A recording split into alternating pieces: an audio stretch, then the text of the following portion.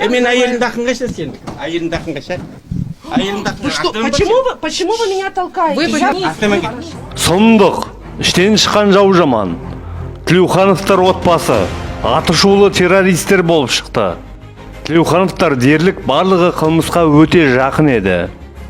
Ата-аналары кеңес үкіметі кезінде алып-сатарлықпен айналысып, заңға тартылған еді. Бекболат Тілеухановтың отанға, ұлтқа жасаған қылмыстары ашылып жатыр ағайын. Мысалы, қару-жарақ сату, шетел барлауынан қомақты қаржы алу. Короче, со всеми этими, меня там прикрывал Бекболат. Фамилия? Фамилию, наверное, не надо говорить. Фамилия мне нужна, я не знаю такого Бекболата. Дальше. Он сегодня приезжает. Это Бекболата, как сказал фамилия? Клеуханов. Сегодня... Где он тоже в Астане КМБ работает? Нет, он не в КМБ работает. Где работает? В Википедию откройте, он скажет, где он работает. А? Бекболат Тілеуханов. Нет, где? Вы же знаете, почему не говорите? В этот маслихате. Все, он сегодня приезжает, Тундекелет, и Нашаналам, Сумишхам. Это он должен прилететь сюда? Да. С деньгами? Нет, не с деньгами, деньги здесь лежат. Он приезжает, завтра мы забираем деньги. А его нету, да, сейчас в Астане? Его нету, говорит. Он сам сказал, нету, завтра в 12 будет, он говорит в Алмате. Но факт в том, что завтра в 12 он набирается, все, деньги забираем и все. Все, каждый свою долю берет. Меня никто кидать не будет. Потому что они еще раз хотят вывести, но я последний раз, честно говоря, не хочу туда ехать, обратно в Приозерск, потому что эту тему не хочу больше затягиваться. Ну, я им сейчас, чтобы красиво съехать, главное, бабки забрать, чтобы я, я им сейчас все вроде подписался, оказывается, горам дедом, это Аллах, вот, завтра закончу, в понедельник поеду, их сведу и уеду, чтобы меня не кинули. А тебе завтра Бекболат деньги привезет, да? Ну вот ты с ним вот так виделся? Да. Общались? Да. Завтра вот заберем деньги, все. У них теми Навшаналам, все, в Караганду выезжаю.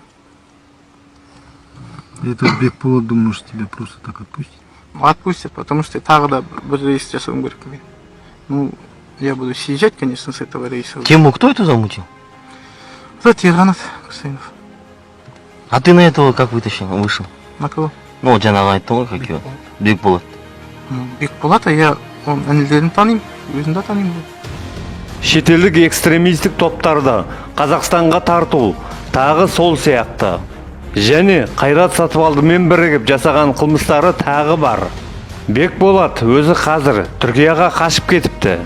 Үлкен ағасы Мұхаммеджан бухгалтер болып істеп, қомақты қаржы ұрлап, 7 жыл сотталып келді.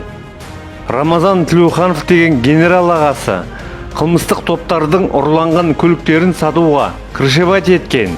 Арақ бизнесіне крышевать еткен үшін қомақты қаржы ай сайын алып отырған. Туған жиендері Жайсан Қуатович Ахметов кеденде қылмыстық топ ұйымдастырып, $100 миллион ұрлағаны туралы мақала жазылды. Ең қауіптісі, бұлардың бәрі қаңтар қырғыны кезінде сол оқиғаны қолдап, қаржылай көмектесіп, шетелдің идеологиясына жан тәнімен қызмет жасап, өздерінің сатқын екендерін дәлелдеп берді. Бұлар енді ыңғайлы сәт туса, тағы да қанды қасапты қолдан жасайтын салафиттер екенін бүкіл Қазақстан біліп отыр. Тілеухановтар әулеті экстремистік, террористік топтарды қолдайтыны белгілі. Себебі Қазақстанда халифат құрамыз деп жүрген басты идеологтардың бірі Мұхаммеджан Тазабеков деген молдасымақ Тілеухановтардың күйеу баласы. Алаңға шыққан халықтың 50%-ын жертва жасау керек деп күшті құрылымдар алдында оқыған лекциясы куә. Бүкіл сыртқы күштердің арманы айбын менен суықтықтың символы болған, тәртіптің символы болған полиция менен әйелдерді площадьта кездестіруді. Арман солда. Мына жерде полиция щит ұстап алған, бетіне каска киіп алған, бүйтіп тұр да, немесе бір ақсақалды көтеріп әкетіп баратыр. Ойбай, мына полиция оңбаған, шеше сыйламаған, әке сыйламаған, қария сыйламаған, оңбаған деп айтқысы келіп тұр да, біреулерге заказ беріп жатыр да. Бұл арандатуға өмір сенбеу керек. Қазақтың қариясы мен анасы, егер оның баласы жанашыр болса, оның әкесі жанашыр болса, шығарма шешеңді алаңға. Қазақстанда ешкім аштан өлмейді. Қазақстанда аузы қимылдағанның қолы қимылдайды, қолы қимылдағанның аузы қимылдайды. площадьқа келді ма 50% адамды жертіп ағып шығарып отыр біреулер. Ал сіз приказбен келдіңіз ба, мемлекет үшін шаруаңыз жасаңыз. Бір адамның проблемасы үшін мына жақта 100 адам шығын шекпеу керек. Мен сол кезде барып ойландым. 10 адамды көшеге шығарып, ойбай, ох деп жылатады. Сен жаның ашып, ойбай, мына өзім шешем сияқты шеше екен, өзімнің атам сияқты атам екен десең, онда сен шынында да мына жақтағы мыңдаған аталар менен мыңдаған шешелердің тыныштығын бұзатын жағдайға есік ашып атсың деген сөз. Жана шитін жер болады. Пожалуйста, үйіңе бар да шешеңнің аяғын жу. Бар да әкеңнің сақалын сипап отыр. А бірақ көшеде қоғамның тыныштығы үшін, мемлекеттің тұрақтылығы үшін, ел мен елдің қаны шықпау үшін ана жерде приказ орындалу керек.